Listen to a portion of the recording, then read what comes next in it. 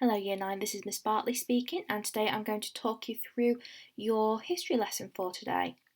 So you've just done your 5-a-day questions during your live lesson with your teacher, and now we're going to go in with your lesson. So from last lesson, you were having to think about the causes of the First World War and ultimately deciding which was the cause that truly caused Britain to go to war against Germany and Austria-Hungary, ultimately causing the First World War. And what we're going to be thinking about is how did Britain make sure its army was big enough during World War One? So for your starter, I would like you to have a look at the image on the left over here and consider the following questions. So what can you see? Why do you think this was produced?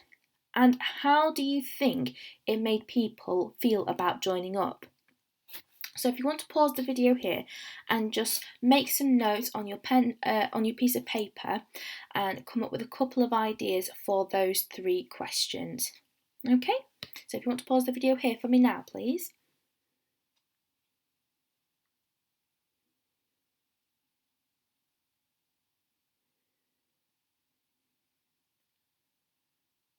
Okay, so let's have a think about what we can pick out from this image here. So this is what we call a propaganda poster. Now you might have come across this in your previous history lessons before, or maybe even in English, so you might be quite aware of what a propaganda poster is. But this was released in 1914 and it shows a man called Lord Kitchener, so this is who this man is here, and he was the Secretary of State for War. And what it was a recruitment poster that was to help to bring more than 1 million men into the army in 1914. This was one of the most famous posters of the First World War that encouraged men to join up. Okay, what I want you to have a think about, is this poster a push or a pull? And is there a difference between those 2 words, and how might we apply it to this poster? So that's just a question I want you to think about for a couple of moments. If you're not sure what a push or a pull is, if you think of it as literally at the top of this screen, you can see that a man is pushing something towards something else. So for example, it might be pushed towards joining war, something behind him might be pushing him. And then a pull is something that is pulling them towards joining up.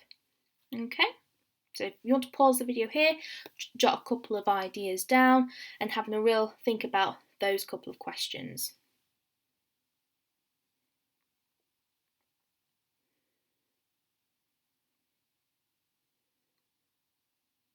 Okay, so what our outcome is going to be, we are going to decide how useful is source A to a historian studying recruitment during the First World War, and it's worth 8 marks. Okay, and we're going to have a think about planning our answer out, really picking apart this source here that you're going to write an answer up, and ultimately deciding how useful this source is going to be to a historian that studies recruitment.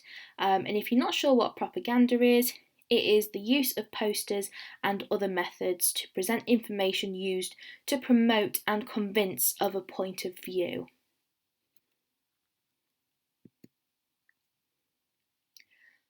So what I want you to have a think about is this picture. So it's another picture that I'm showing you, and this was taken outside Buckingham Palace when war was announced in 1914.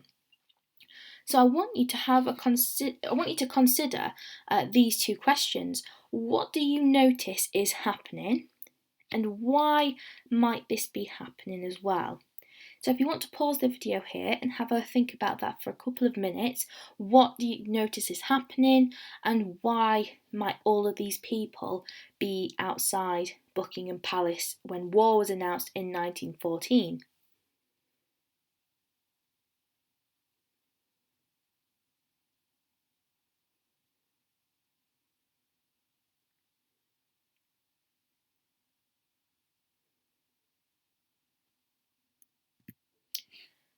So now I'm going to show you a similar picture that was taken in Munich, which is a city that's in Germany.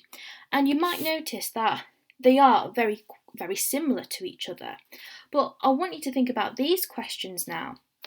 So, do you notice anyone interesting in the picture? So, if you're not sure where to look, it's round about here, and there is a magnified version up here of anybody that might be interested in this image. And then, why do you think both countries are reacting in this way? So, again, similar to the last image, pause the video here and write down a couple of ideas to answer those two questions for me.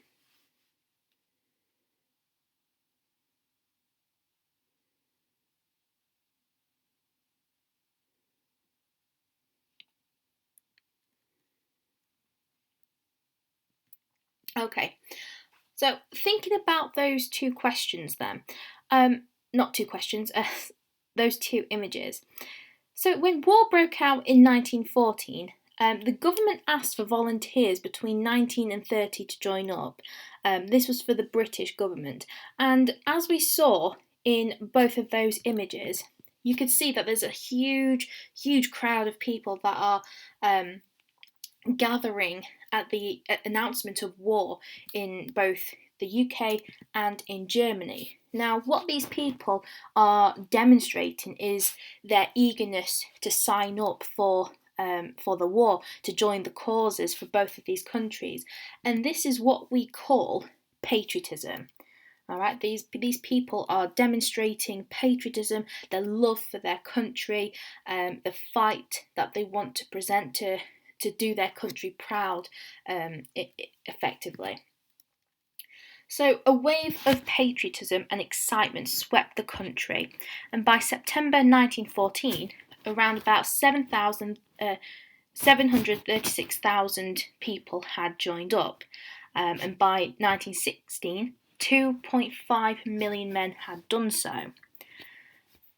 So I want you to have a think about how many reasons can you think of as to why men wanted to join up or sign up in 1914.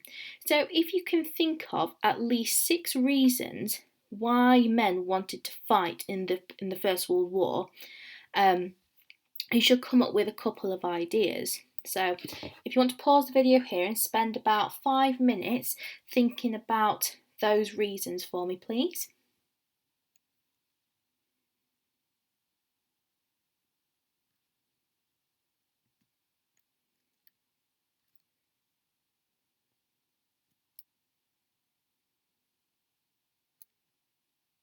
Okay, so here's a couple of ideas that you could have written down on your piece of paper. If you haven't got any of these ideas down, if you want to write them in, that's absolutely fine.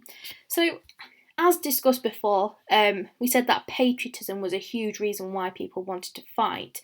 So in terms of they wanted to fight for duty and honour, to fight for their country, that was a huge driving force for men wanting to sign up and fight. Another one is a sense of adventure. Lots of men believe that they would go to exotic places. You've got to think around about this time in the early 20th century, not a lot of men had explored the world at this point. So they believed that it was a huge sense of adventure for them. Another reason, they thought that the war would be over by Christmas and it would be a quick victory. Now, typically, wars before the First World War didn't really last too long. It would be, lots of people thought it would be quite a short war, that it would be over within a matter of weeks, and that they would be home by Christmas. So they thought it was a good enough reason to join up and fight for the British cause.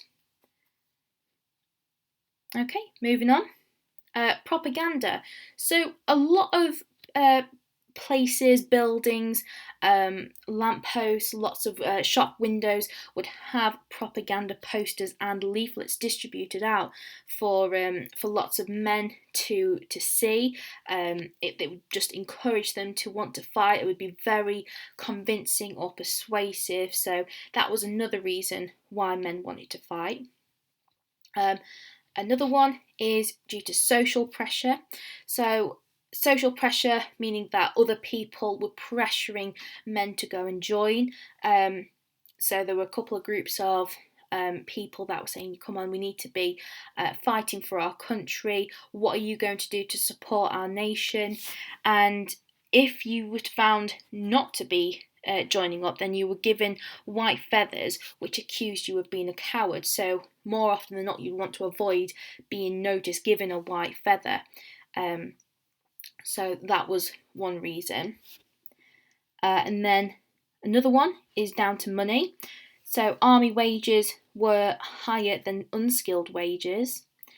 And then finally, at this time, Britain, lots of British men hated the Germans, and they believed in what they were fighting for. So that was a huge driving force as to why men wanted to fight.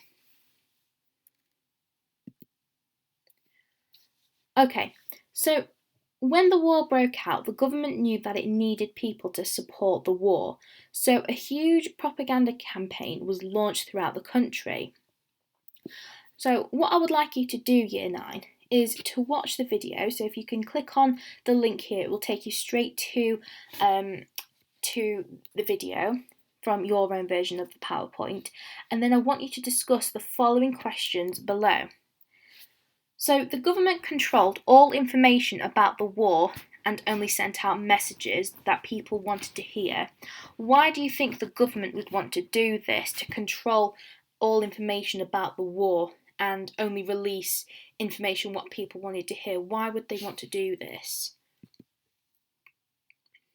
And then British soldiers were always shown as heroes, while the Germans were always considered as villains. So this is a good image here that shows the Germans being quite brutal, being really nasty and evil to innocent people.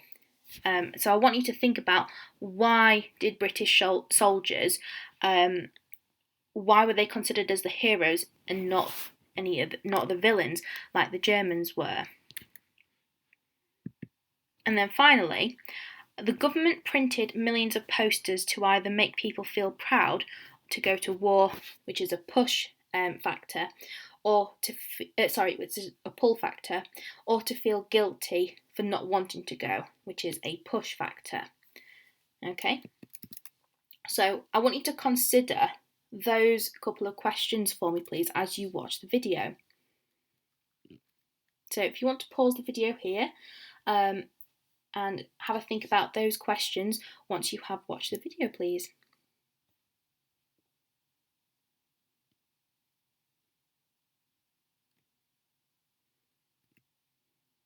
Okay, so you've got another task that I would like you to complete. So on your worksheet, which has got a number of sources, which I want you to think about, I want you, for each of these sources, to write a few sentences explaining who you think this poster was aimed at, how it might make people feel, and whether the source shows a push or a pull, and how you can tell. Okay, so for each of these sources, answer these 3 questions for me, please, and if you can spend about 10 minutes or so just writing up a couple of ideas for each source, please. And then if you have finished that, you've got a challenge down here. So which poster do you think was the most effective? And can you use its box to try and justify why this might have been the most effective? So how effective was it in trying to recruit men to join the army during World War I? So again, if you want to pause the video here for about 10 minutes or so and complete that sheet for me, please.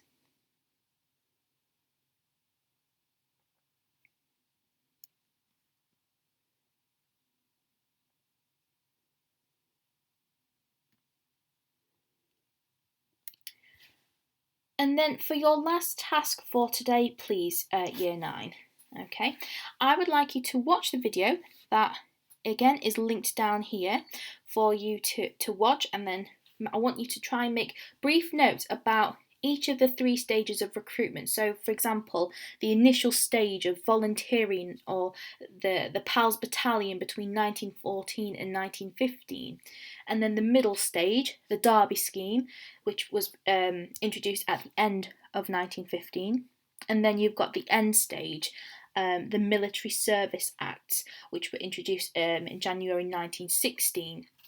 And I would like you to consider and explain why the methods of recruitment had to change as the war went on.